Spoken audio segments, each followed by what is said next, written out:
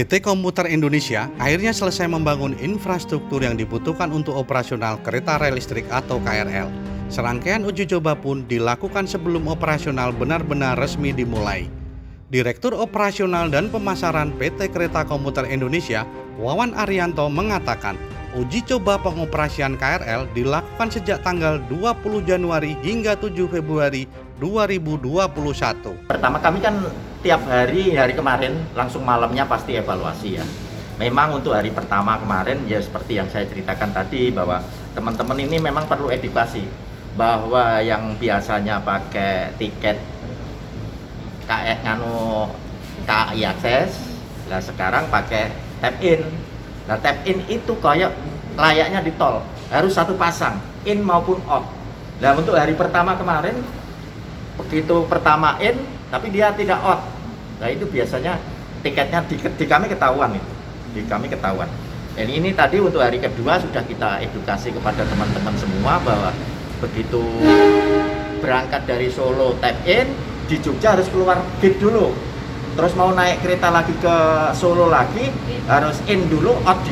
Nah, makanya ini yang kedua, alhamdulillah teman-teman tadi kan nggak ada masalah, semua bisa keluar dari tap out semua.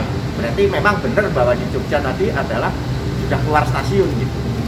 Ia menambahkan, uji coba perlu dilakukan mengingat tata cara naik KRL berbeda dengan kereta komersial lainnya. Salah satunya, penumpang tak lagi membeli tiket untuk naik kereta, namun cukup menggunakan kartu yang di-tap di pintu masuk stasiun. Nah ini kan uji coba kami lakukan untuk undangan terbatas ini mulai dari tanggal 20 sampai tanggal 31 itu adalah undangan pemerintah, wartawan, komunitas dan lain sebagainya.